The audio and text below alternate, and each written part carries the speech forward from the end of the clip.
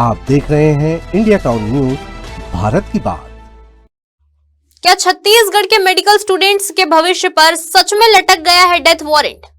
क्या राज्य से एमबीबीएस करने वाले डॉक्टर्स अब सिर्फ 25% सीटों के लिए लड़ेंगे? और क्या नई पीजी नीति ने बाहरी छात्रों के लिए दरवाजे खोलकर स्थानीय स्टूडेंट्स का रास्ता बंद कर दिया है? नमस्कार, आप देख रहे हैं इंडिया टाउन न्यूज और मैं हूं आपके साथ सुरभि शुक्ला। आज हम आपको दिखाएंगे वो विरोध जिनसे छत्तीसगढ़ के मेडिकल कॉलेज आज सड़कों पर हैं। बताएंगे वो कोर्ट का फैसला जिसने पूरी व्यवस्था बदल दी और जानेंगे कि दिल्ली में यही मॉडल मान्य है तो छत्तीसगढ़ में क्यों नहीं।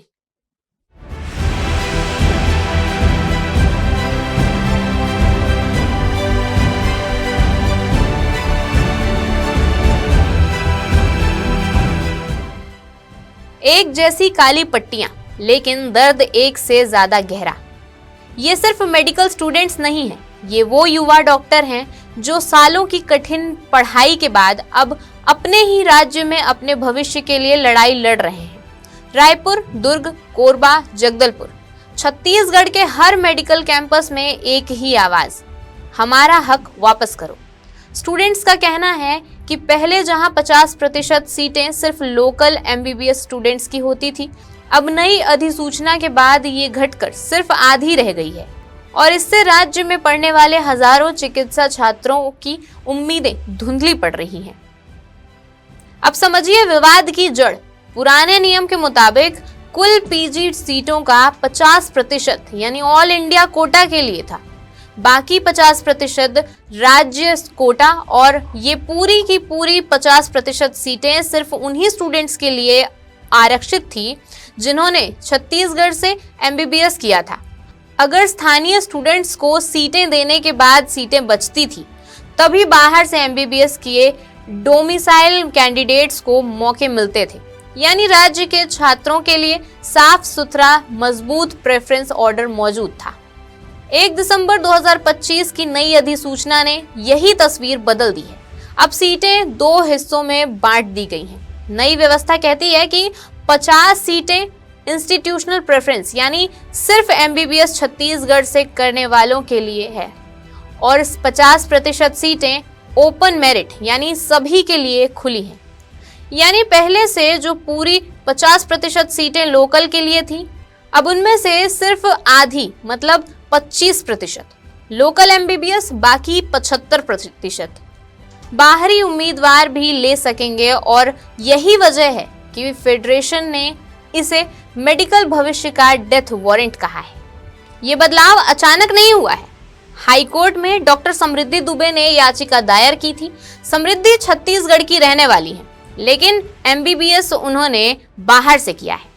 पुरानी नीति में उन्हें राज्य की सीटों पर प्राथमिकता नहीं मिलती थी और हाईकोर्ट ने सुनवाई में कहा 100% इंस्टीट्यूशनल प्रेफरेंस समानता के अधिकार के खिलाफ है और आदेश दिया कि नियम 11 को संशोधित किया जाए।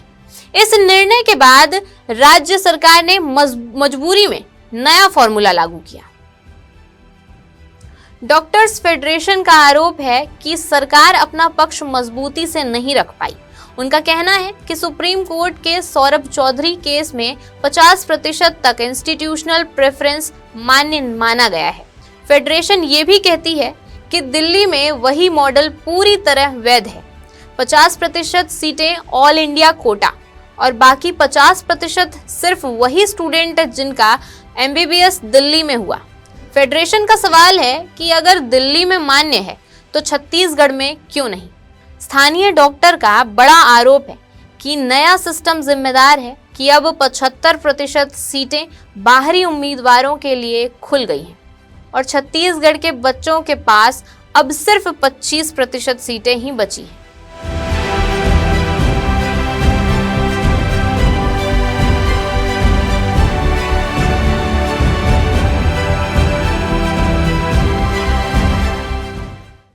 एक तरफ कोर्ट के फैसले की बाध्यता, दूसरी तरफ स्टूडेंट्स का भविष्य।